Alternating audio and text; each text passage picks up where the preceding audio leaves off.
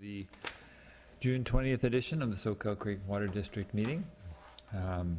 Roll call shows that Director Jaffe is not here as of yet. We understand he is on his way. The first item with no public hearings would be consent agenda. So any of the items anyone would wish to take off of consent? None for me.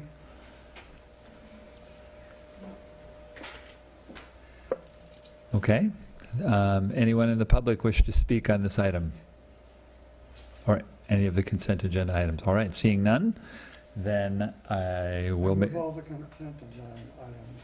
All right, and I'll second that. All in favor? Aye. Aye. Opposed? Motion carries unanimously. Oral communications. So this is the time for items not on the agenda. Anyone in the public wishes to speak on this? Seeing none. Any directors? Not for me. All right. Well, there you go. So now we move on to the special assignments status report. So that would be Ron. Yeah, nothing to add tonight to the written document. Be glad to answer any questions if you have any. Let me see if for some reason my tabs Page 61. index is not working today. Just got to see if I wrote any notes. Okay. So no, I do not have anything. So anyone else? No? Okay. Then board planning calendar. Yeah, I'll note two things. The district continues to be available to meet with customers at many of our board meetings, as noted on the board calendar, and will be on future board calendars when we decide to do so to give our customers a little extra time with us. And then also, it was advertised out through Nextdoor, which we have a special coverage which covers the whole district. And just again to remind everybody that in the month of July and August, we'll do what we normally do and meet only one time, and that's at the second Tuesday, the third Tuesday of the month, our regular second meeting. Okay. And I'll just, and then that week in July, we also have the Mid-County Groundwater Agency, and we have the open house on the 20th of July. So, all right. So then, organization-wide abbreviated update report.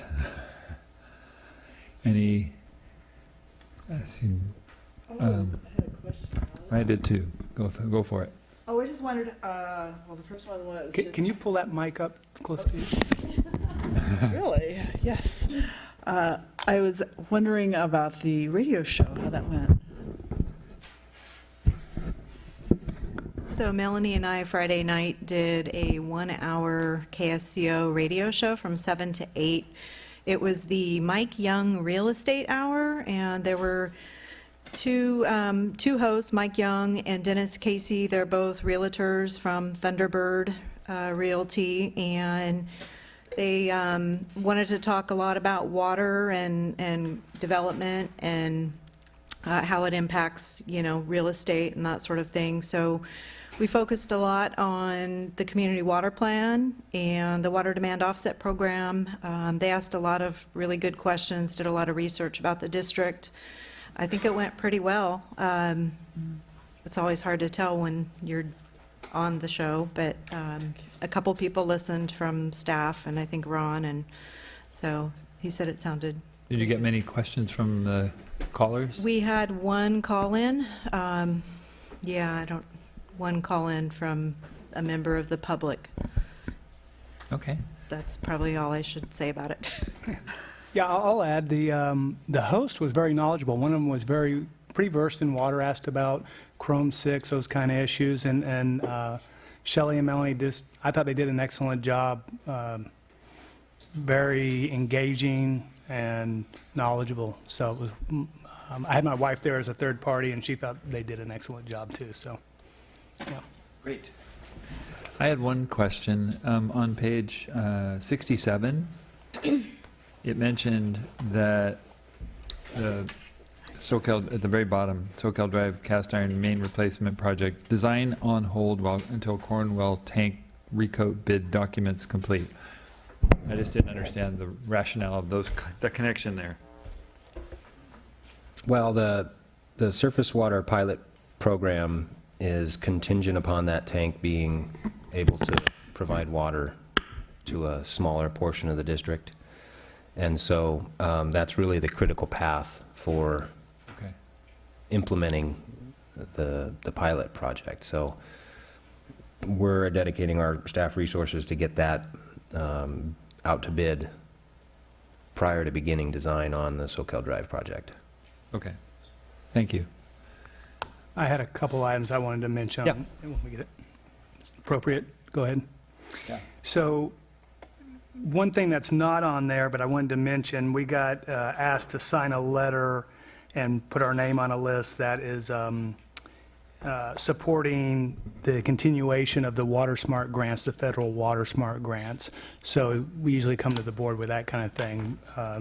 It's a quick turnaround, but I thought I would just mention it. It seems like it's totally in line since we're in line for a Water Smart grant, so we'll be doing that on Yes. behalf of the district.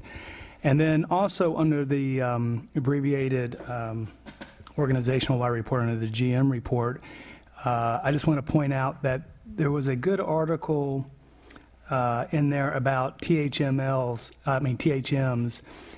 related to East Bay mud.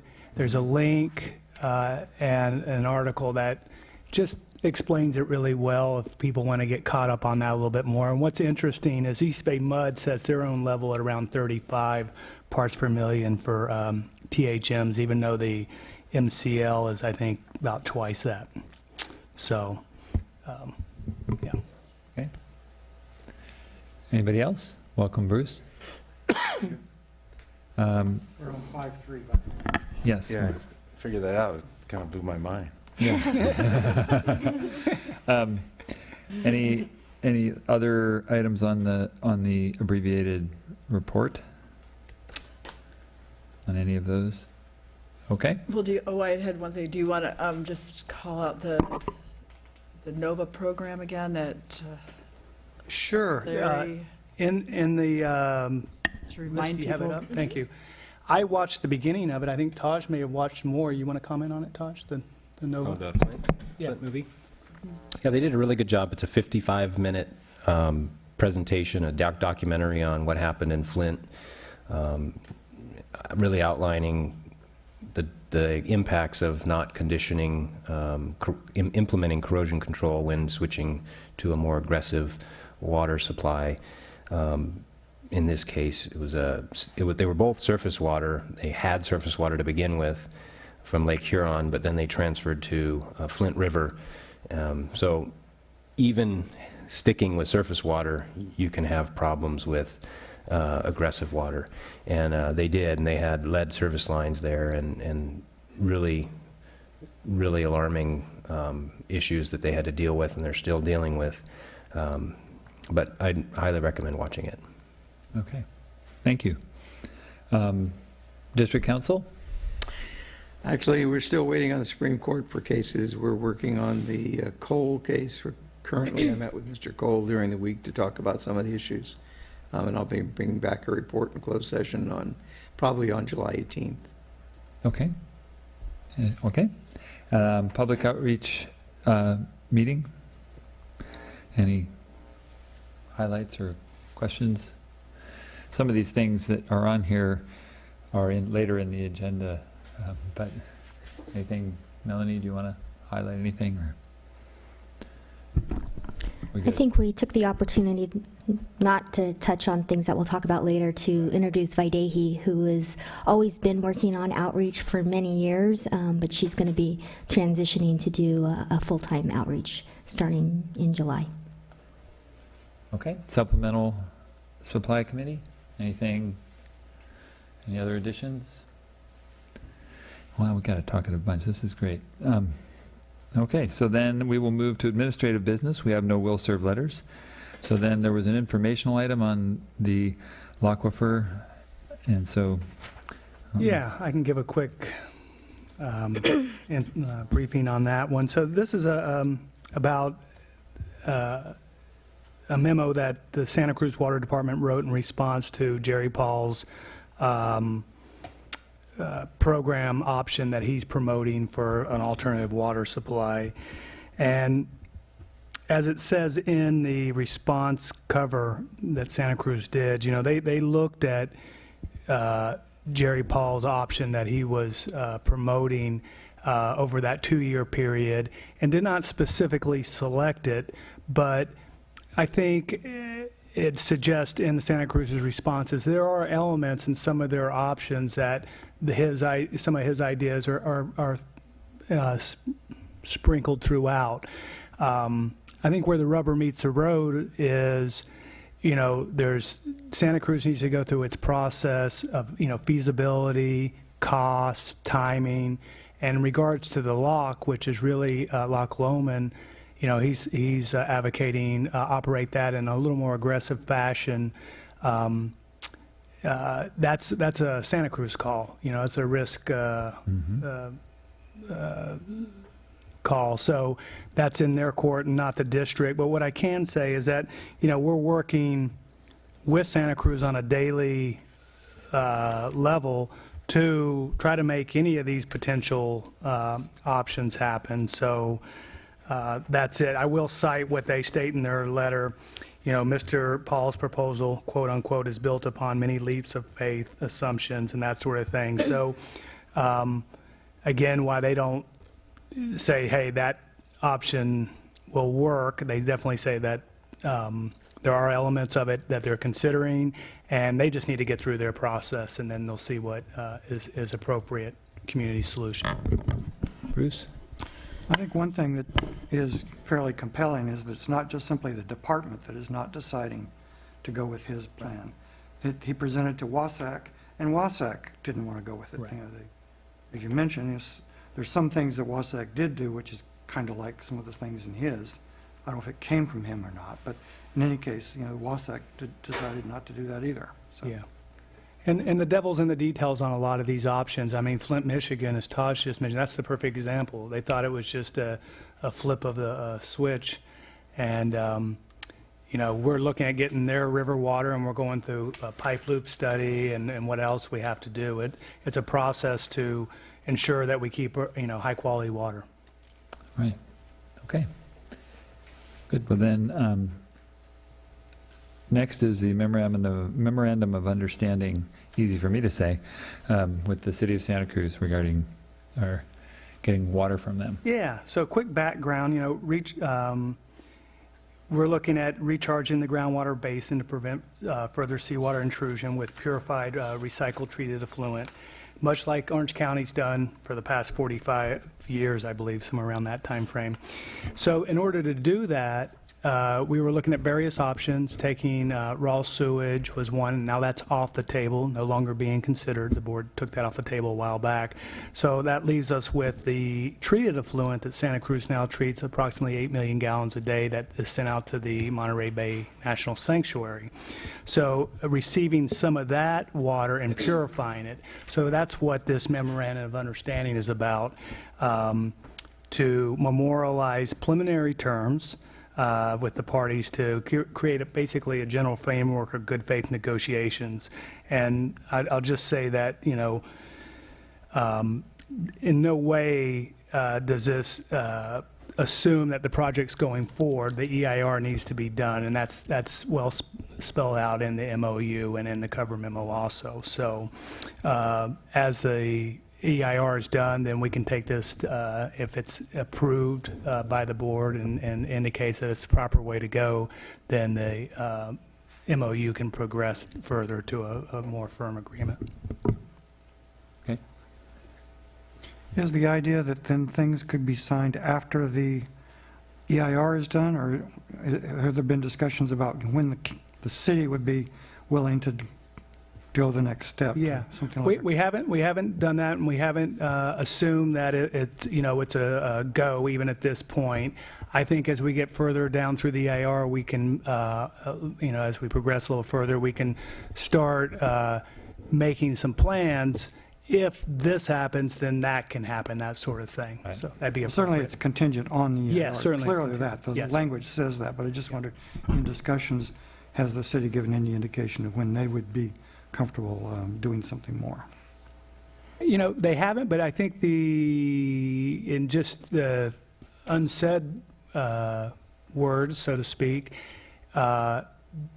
we would move, you know, as appropriate. There wouldn't be, I didn't think there'd need to be any time gap or anything like that in my assumption. Did you pick up anything, Melanie? Well, as part of the Title 16 feasibility study, one of the tasks is to do some additional work on interagency agreements. So we will be identifying some of the things that are kind of, I think, outlined in the work agreement of this MOU and try to build that in, since that would then be funded with the grant money as well. Okay. Anybody else? So, any motions to approve? All motions. Second?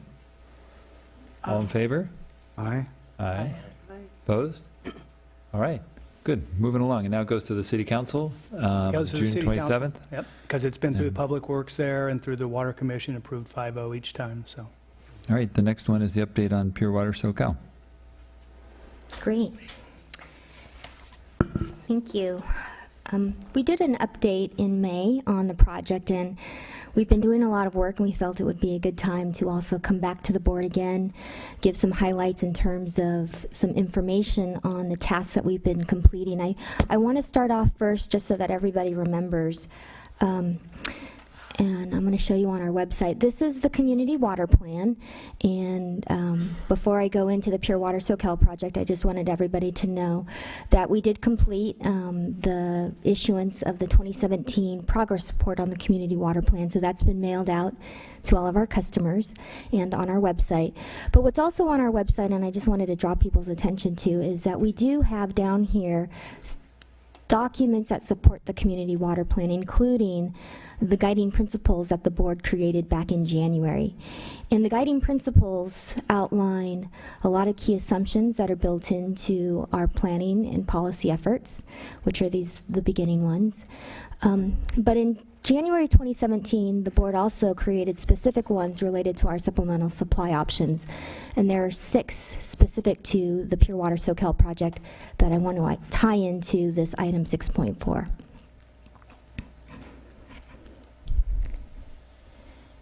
So the 6 guiding principles that were established by the board in January, I just want to highlight them quickly. It was requested to try to work on these within the first 3 to 6 months of 2017 to secure agreements for treated effluent, secondary or tertiary, with the city of Santa Cruz, to review a list of the proposed treatment facility site locations that were previously considered in our feasibility study, and determine if other sites should be considered in the EIR, to design the proposed purification facility and recharge well sites with some co-creation with community members,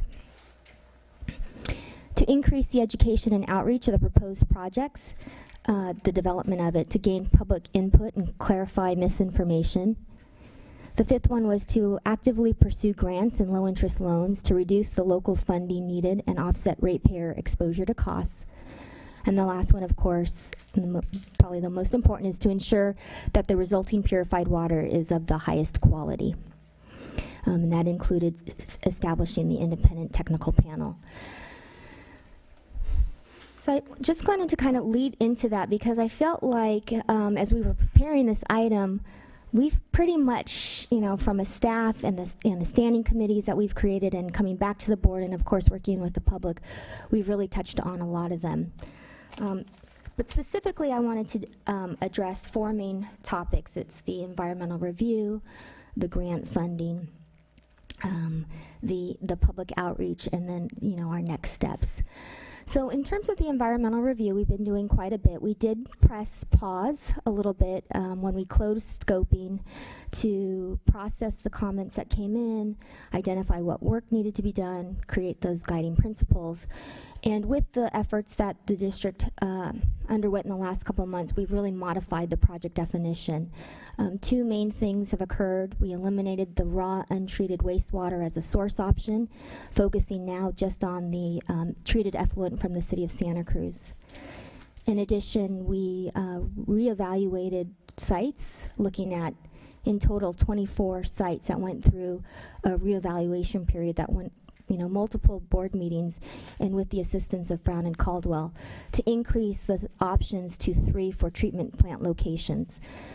In talking with our environmental consultant, they recommended that we reissue a notice of preparation again to include these new components or the redefinition of the project. What that meant is that we've been working on a new notice of preparation that we are scheduled to release on Thursday, and that also opens up a new scoping period of 30 days. So for the 30 days, which would start June 22nd and conclude on July 22nd, we will be open to taking public comment again on what to evaluate in the EIR. In addition to the outreach that we will be required to do in terms of SqCWD guidelines, and those requirements are to submit the notice of preparation to the state clearinghouse and make the notice of preparation available at libraries. We're also going to be redoing all of the same notification that we did in November. That meant that we did posted advertisements, both legal and paid, in the newspaper. We sent out e-blasts.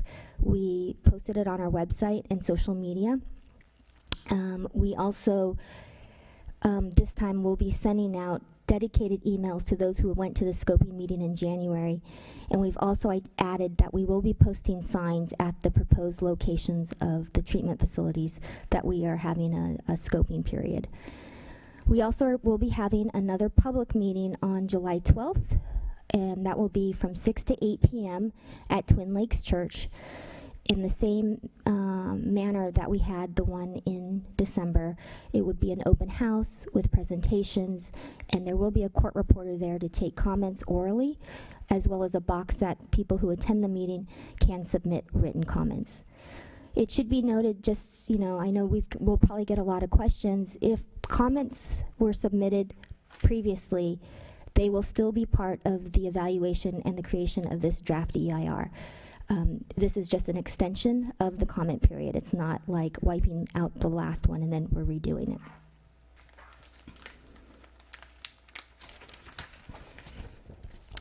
The other big part of the efforts that we did in terms of feeding some information into the environmental review is we updated the renderings and kind of the layouts that will be included in the draft EIR.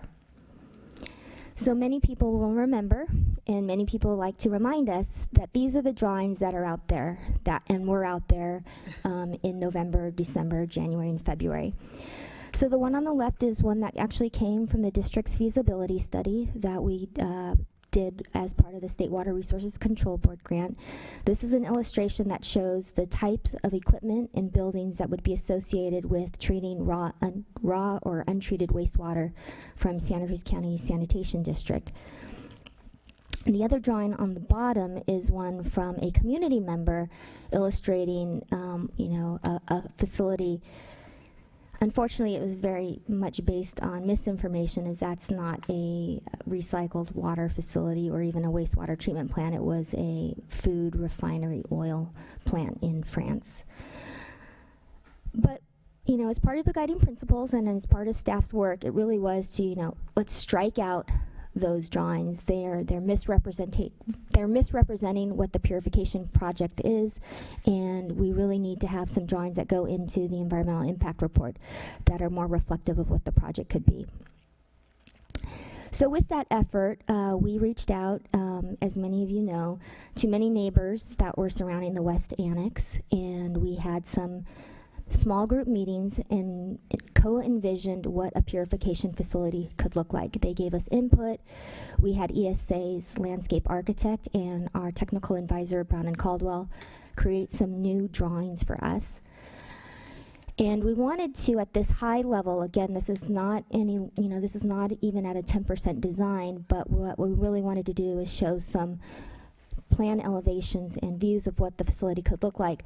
We used the facade of the buildings to be very similar to what's existing in our community. So right across the street from Soquel Creek Water District is this building, the Pacific Inland Building, and we asked the landscape architect to use that same style on the proposed purification facility.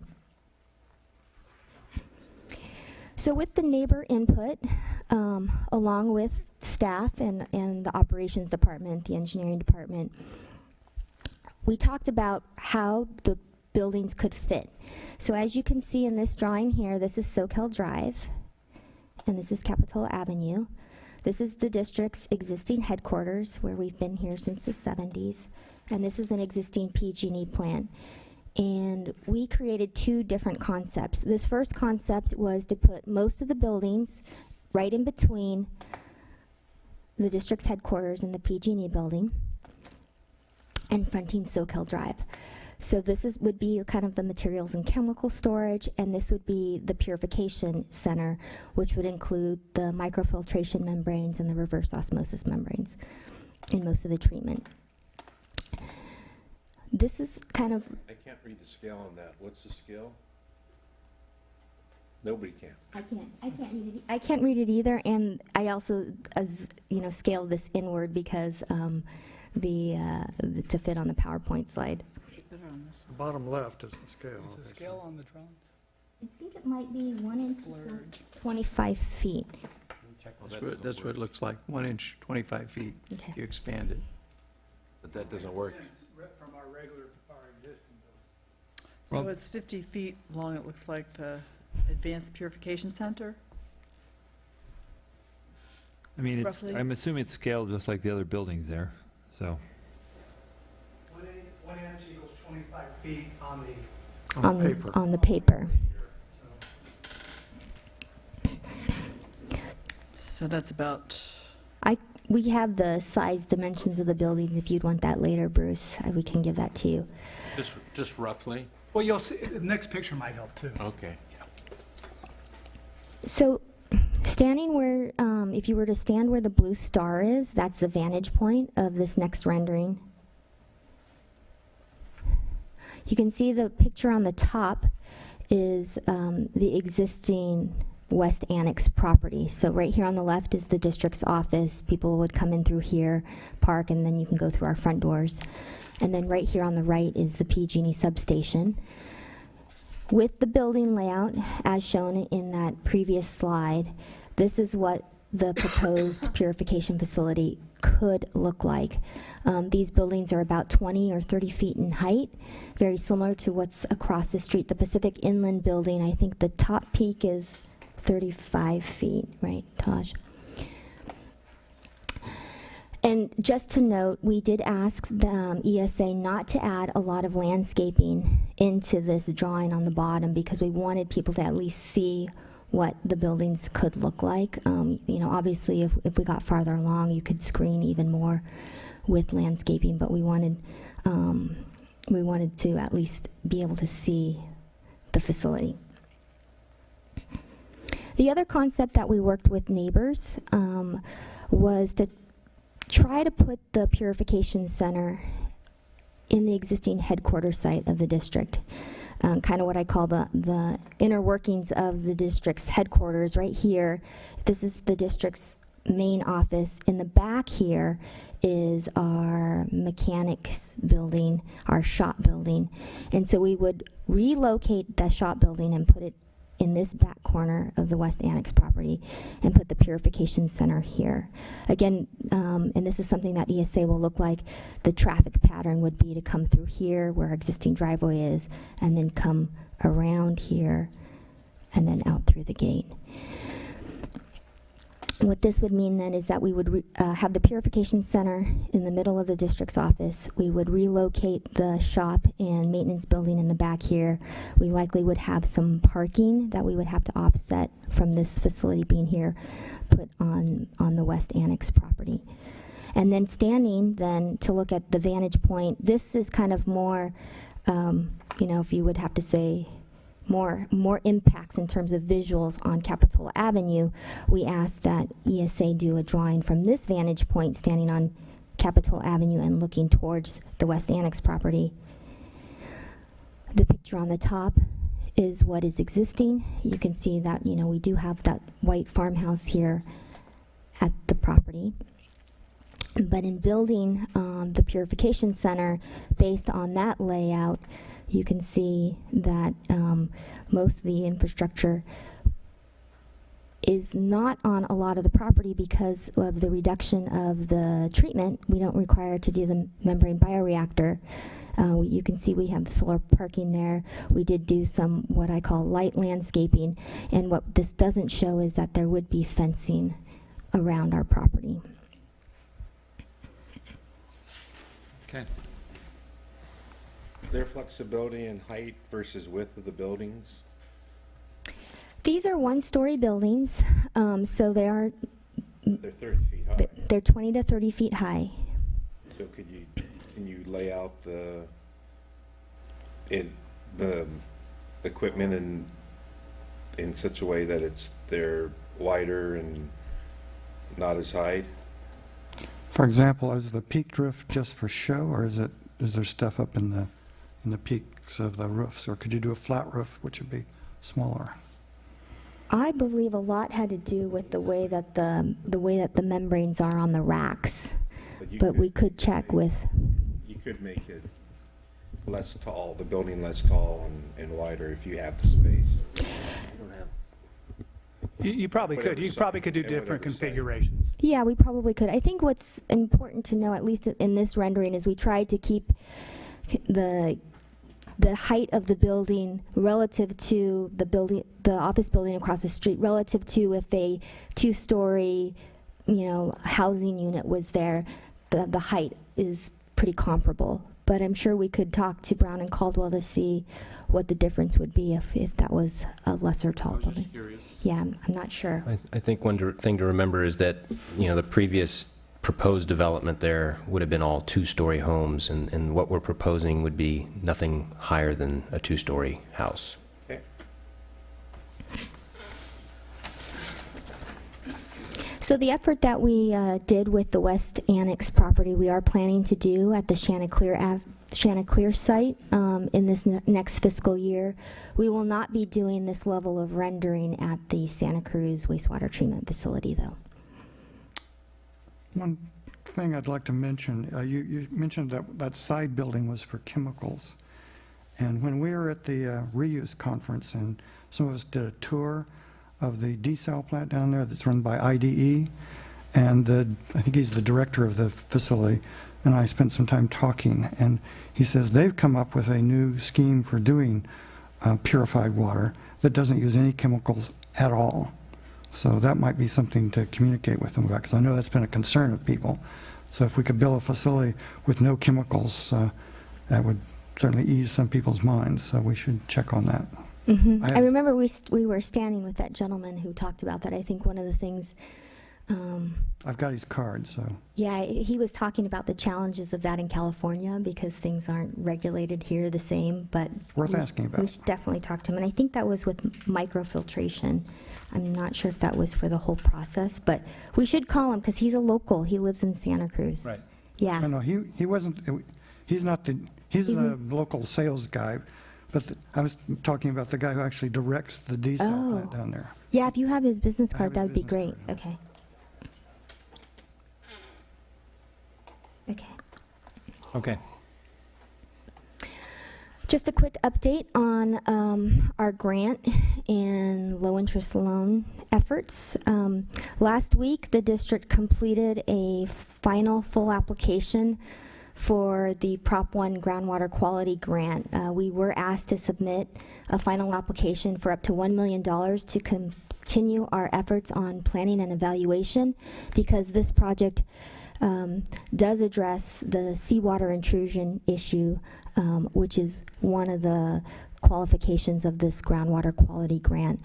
So we'll be working with the state on furthering this effort, answering questions, and hopefully getting a contract with them in the next couple of months. We also received, since the last board meeting, a letter from the Bureau of Reclamation that we were awarded $150,000 for a Title 16 feasibility study. This was great for the district because we had already identified to do a Title 16 feasibility study. What a Title 16 feasibility study does is it allows us to move forward in the federal process of getting Title 16 authorized. And once we're an authorized project, it kind of allows us to then apply for the larger grants for construction or implementation if the project goes to that next step.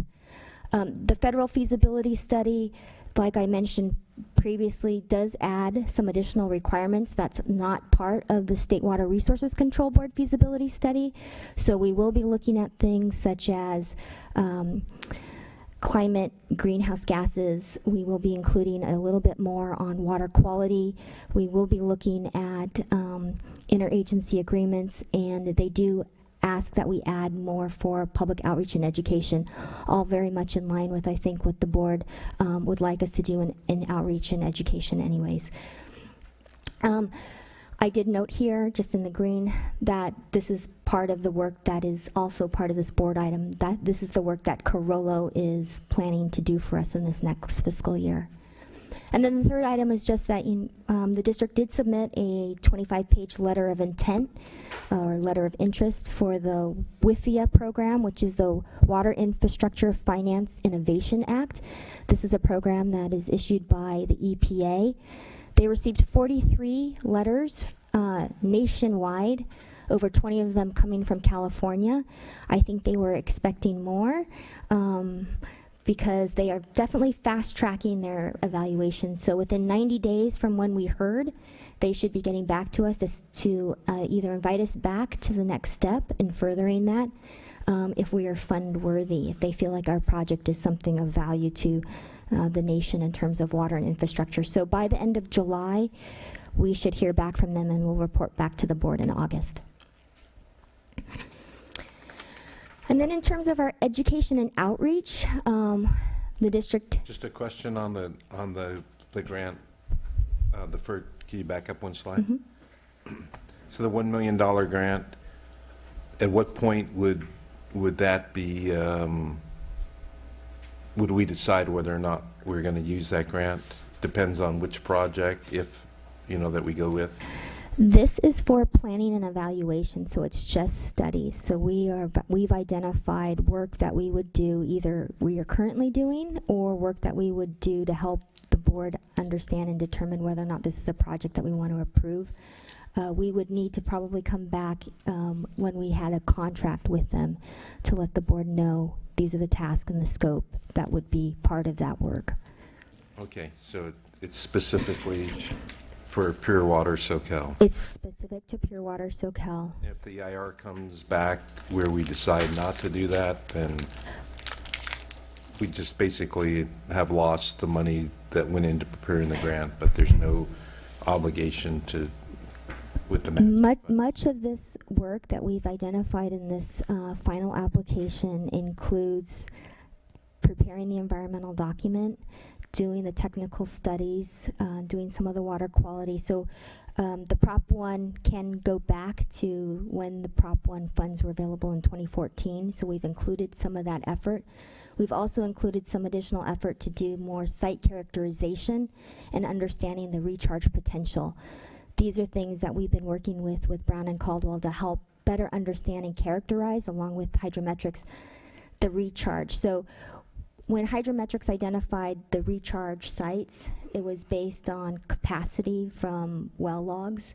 And some of the work that we've identified to do in this Prop 1 would be to better understand how much can be put into the ground. So I think ultimately it would help the board understand the viability of the project.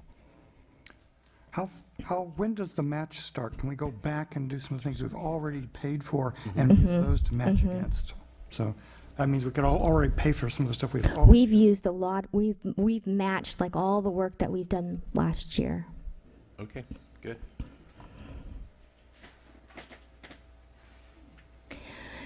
In terms of the education and outreach, Becca Rubin and Data Instincts and a little bit with Videhi have been doing a lot of work on the outreach component of getting information out about the community water plan as well as Pure Water Soquel. So the district's open house, which is Thursday, July 20th, is actually the third in a series of 4 of our 2017 WaterWise program. The district's open house will focus on all aspects of the district and what we do, not just on Pure Water Soquel.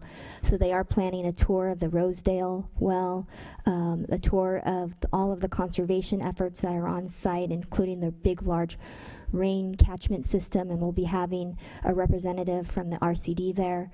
We also will have the Coastal Watershed Council on site to do some children activities, and our intent is to have some raffle of an ultra low flow toilet. Videhi wants to do her edible aquifer, which are ice cream floats, and we're going to have a water taste test challenge with purified water from Pure Water Monterey, our groundwater and tap water. And then we also will be unveiling an education trailer, which is the second item. Part of what we've heard from both the customers as well as the board is we need to get out there, not have people come to us, but go out to the people. So we have a mobile education trailer that we've been working on, and we plan to unveil that on July 20th. I already mentioned the community water plan. The 2017 progress report is out. We also are working on 2 new videos. So last year, Matt Orbach and Vi and Leanne created 2 videos. What is seawater intrusion, and what is groundwater? And we're following up our video series with 2 additional ones produced by a local videographer on the community water plan in Pure Water Soquel. So we're filming this week, and we're hoping to get these videos done by either the end of June or early July. And then staff will be supporting the outreach efforts. As I mentioned earlier, there's really a small amount of outreach that is required under the SqCWD guidelines for the notice of preparation. We're doing a lot more, and staff is doing a lot of that heavy lift. So just in terms of next steps, we will be continuing our evaluation effort of the Pure Water Soquel project, carrying this project forward as no decision has been made on any of the 4 supply options that are under the community water plan. In item 6.4, we do have the Brown and Caldwell scope as well as the Carollo scope. In September, we're planning on having the 2nd workshop for the National Water Research Institute panel. That again is our expert panel that the district has created to oversee the efforts that Carollo is doing for water quality in CEC testing. Like I mentioned earlier, we're also doing the conceptual renderings at the Chanticleer site, and we've scheduled to do that in the fall. And then our EIR consultant is planning on just, working away on creating the draft environmental impact report and having that ready to be released in the winter. We're shooting for January, February of 2018. And then lastly, I think, as you can see, we've been doing a lot of work, and we've pretty much hit almost all of the guiding principles that were identified in 2017. So we'd love to start working on some additional work plan items to keep this project as well as the others that are identified moving forward. And that's it for the presentation, if you have any questions. I'll open it up to the public if anybody in the public wishes to speak on this item. All right, seeing none, then questions from directors? Well, I was wondering what, what's the name of the company? The Mark Milan's company? Data Instincts? Data Instinct, sorry, thank you. What he was going to be doing in the coming months, I guess, on this project? Yeah, Data Instincts oversees a lot of the outreach related to the community water plan. So he has been helping us with the scripts for the community water plan. He's been working on the material, kind of an advisement on what's going in our education trailer. And he'll be working with us on some of the outreach related to the extra efforts for the CEQA process. So ESA, they have their own prescribed outreach that they're doing, and then Data Instincts helps us with the extra. I have a question on the Brown and Caldwell scope of work, just a couple little ones. One is on page 122 of the agenda packet, under anti-degradation study. And under the second, where it says anti-degradation analysis, under the second little bullet under there, the second sentence says groundwater impacts from recycled water irrigation will be adjusted for evapo concentration. So can somebody explain that? You can, Bruce? I can. Yeah. One of the notions of the city was to give us not secondary but tertiary, so that along the pipeline route, the city could use that tertiary water to irrigate some of their properties and things. And that would then be irrigation, and so that would apply to those kinds of things. That's something I don't think we're planning to do. We could if that study was done, but it was so the city could do that kind of stuff. But the evapo concentration, I've never heard that one. When you put water on the ground, some of the water evaporates. Oh, the and the concentration. Right. Okay, all right. Which really isn't an issue for purified because there really isn't that much salt. But it is something, in terms of the, I think it's a salt nutrient management plan is really what's technically required under the regulations of the recycled water policy. But because we aren't using tertiary water for this project, it's a recycled purification project. In consultation, early consultation with the regional board, they asked us to do an anti-deg study, and the anti-deg study still should address the potential for All right. I didn't see irrigation. much chance for it, but No. okay, all right. I mean, if we were taking the purified water and putting it on the surface and letting Right. it, then there could be some Big difference. evaporation. There's not, you're right, there's no constituents to increase the concentrations of, but it'd still, Right. there'll still be evaporation, but Okay. And then on 123, the very next page, just on all their task 203s, on alternative 1 and alternative 2, they say, and deliver tertiary influent to the advanced wastewater or water purification facility located in Soquel. So I didn't know, just, it might not be located in Soquel.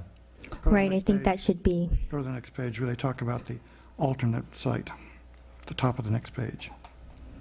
They talk about Chanticleer, Soquel Ave. Okay, but I don't know, I just still seemed a little weird to just say that. But anyway, just wanted, that's all, I think that's the only, oh, no, there was one more. On the very next, on 125, under groundwater network analysis, I was trying to figure out the monitoring well alignment here. It said, if on the, after 1 and 2, it says if the recharge well locations will impact different down gradient drinking water wells, each recharge well will require its own pair of monitoring wells. So they're saying how one had to be between, in certain locations. I didn't understand the two locations. And that's what we're trying to figure out, was where those would be. And just kind of some of preliminary data that is coming out, what we envisioned would be down gradient actually isn't necessarily down gradient, because in tandem with us recharging, we're also modifying our pumping. Paradigm. Mhm. We're the whole well master plan and adjusting of pumping is really kind of Right. changed the dynamics. So Okay. All right. That's all the questions I had. Anybody else? There's a couple potential motions to continue with our 2 consultants as well. There are 4 of them, and I will make the 4. Well, I have a theoretical question, actually. Okay, I'll second his motion and then go okay. ahead.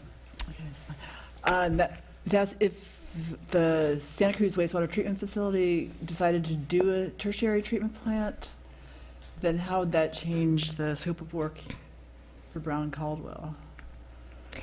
currently, if the city of Santa Cruz does tertiary, they're doing tertiary more because we're splitting our project.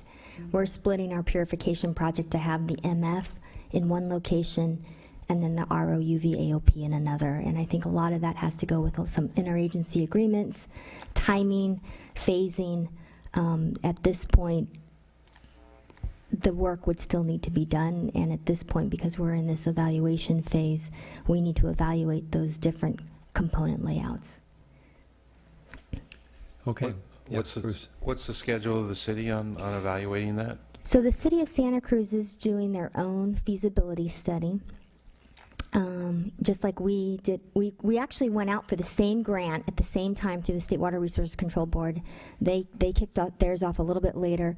They're proposing to complete their feasibility study in December of 2018. December of 2017. We're looking at purified water. We're looking at purified water. River water, purified water, and desal. So they got 3 separate Desal? things. Yeah, Yes. Mhm. all in there. But what they're looking at is their second element. So their first is still the river water maximization, and then kind of what fills the gap, it would be either recycled water or desal. Either what fills the gap or if that doesn't turn out to be feasible. Right. Okay, so there's been, So let me just follow up. Yep. So I'm just leery of time schedules and statements like, we can't wait because, sometimes those assumptions aren't correct. So I'm sure you've thought of it, but what's the logic on what our time schedule is? I think as that is part of the direction of the board. So, we are working on this right now based on those initial guiding principles of trying to evaluate and work on implementing a supplemental water supply project to come online in 2022, 2023. That carries through on all of our options, river water, this project, and desal. So at this point, we're trying to build a schedule on all of the projects we're looking at under that time frame. Back calculating off of that, assuming a 3 to 4 year construction and permitting, 2019, 2018, would need to decide on your supply option that you'd like us to go forward and build. Okay. So for me, the timetable is set by the threat of seawater intrusion. And there's a secondary timetable set by just the cost. The later you build, the more expensive it's going to be. But with the latest survey offshore, we might learn what that threat is, and it might change our timetable. Yeah, I would add, I think the timetable that we have right now coincides well with at least what Santa Cruz is trying to arrive at too. We may change it, but so when we get to a point of where the board wants to make a decision, they'll have input on where Santa Cruz is at and what they're looking at. So you'll have a more fuller picture, and plus the seawater intrusion Denmark work also. Bruce?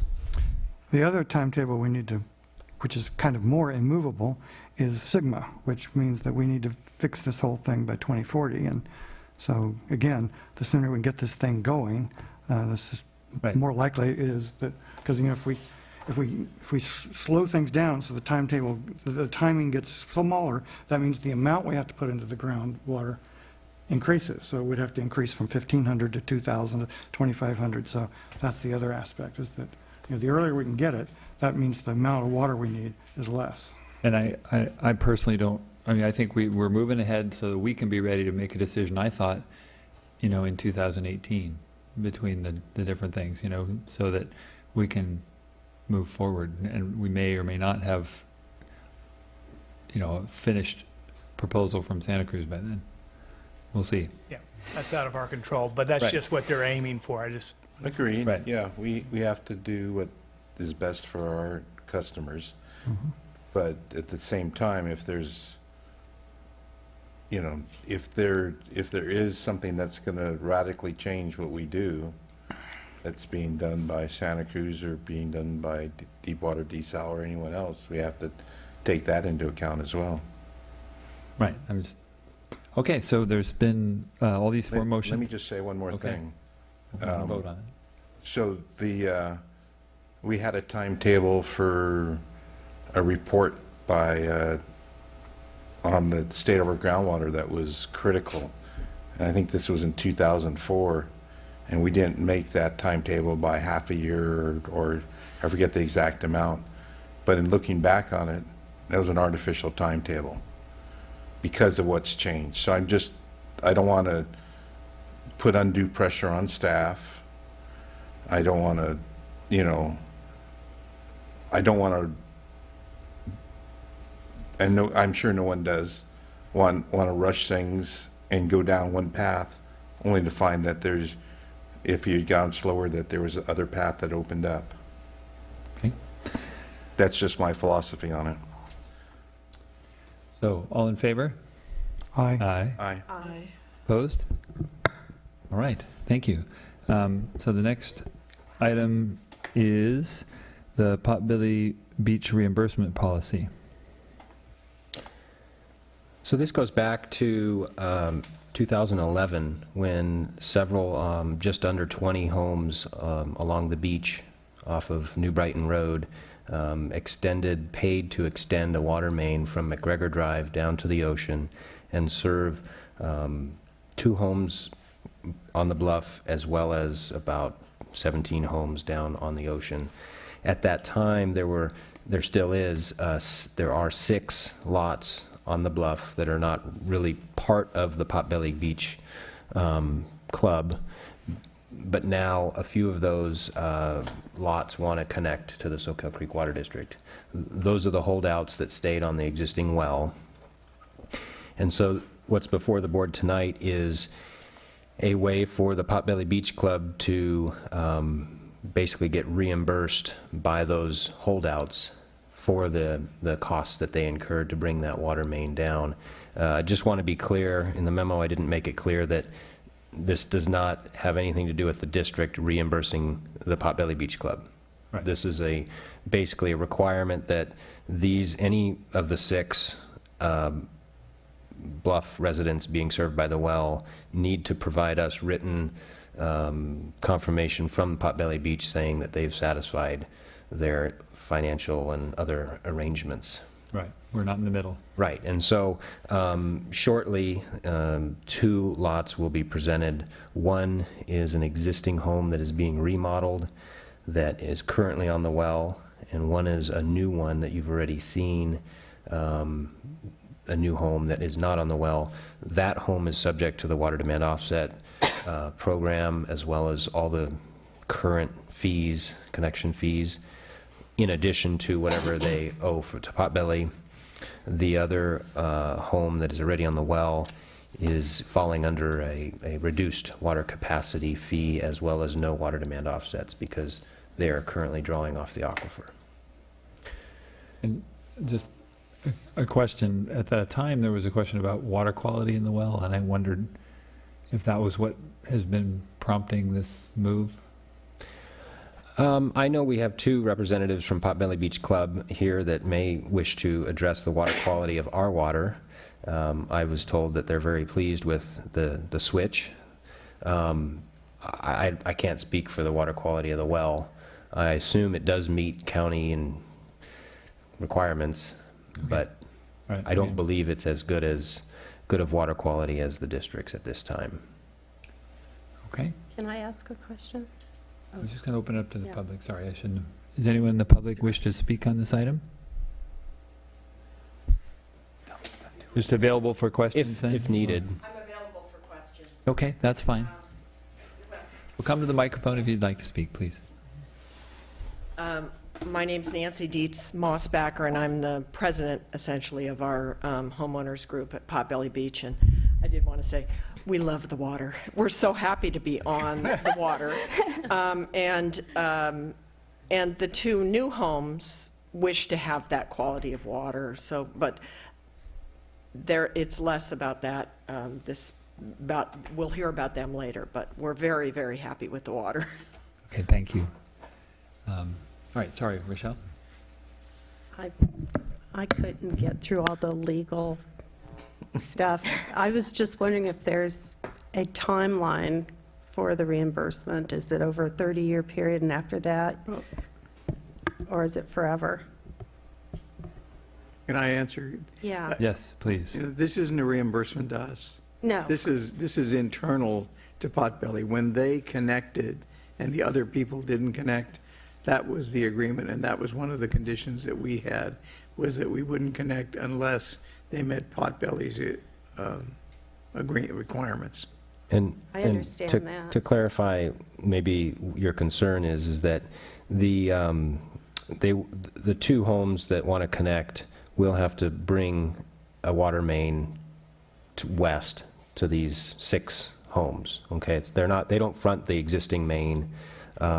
There's several hundred feet that they need to bring the main closer to their homes. And the easement for the main line that will be granted to the district, there will be a gap between the other homes that have not yet met the obligations. And so legally, they don't have a right to cross that bridge. They need to get a permission from Potbelly.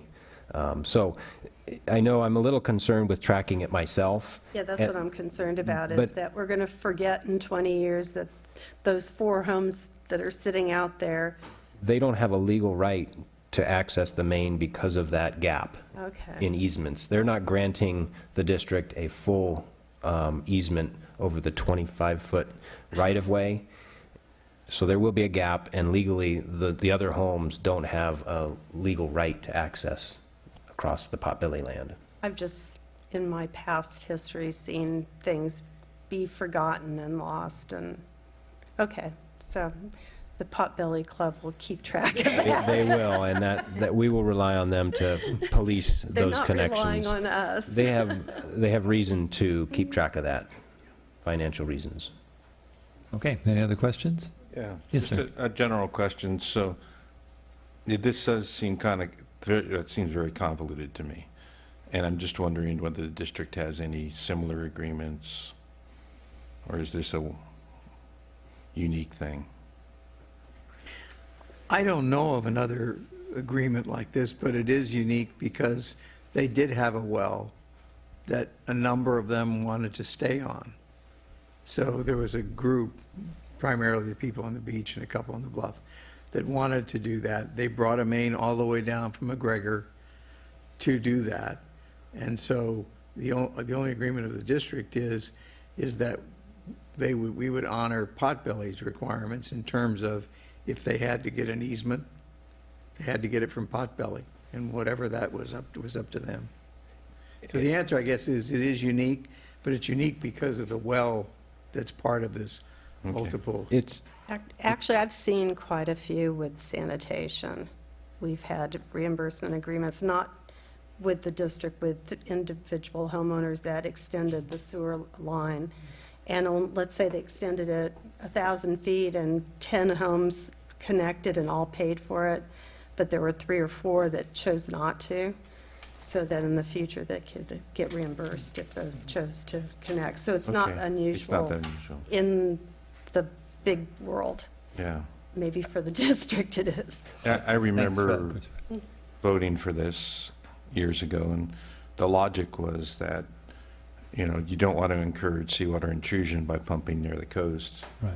And by having them as part of the system, you also have more control in not only just pumping near the coast, but also that we could distribute water from other parts of our system. So that Right. was the initial logic. I Also- still think it's good logic. Also conservation policies and things that we do really well. Right, Right. right. All right, yes? one last comment to address Director Jaffe's question is that typically when a water main is extended in the public right-of-way, we don't have as much control over who can connect to that.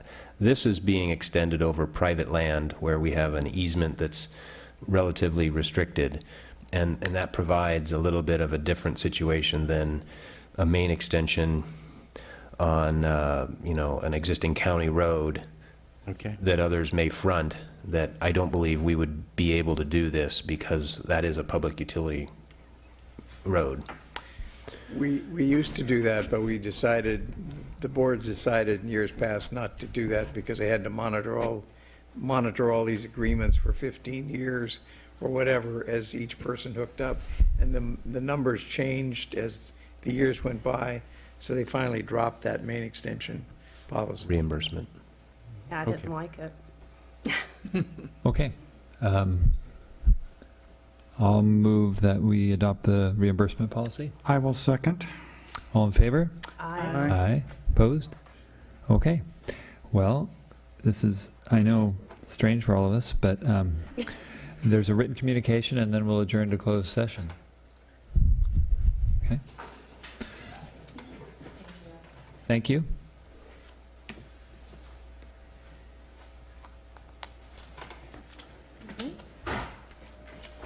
Time for snacks. I know, this is the shortest, I do. shortest meeting. Are you going to wait till Karen gets back to send those out? Do we just log out? Yeah. Yeah, delete everything. She usually sends them to me.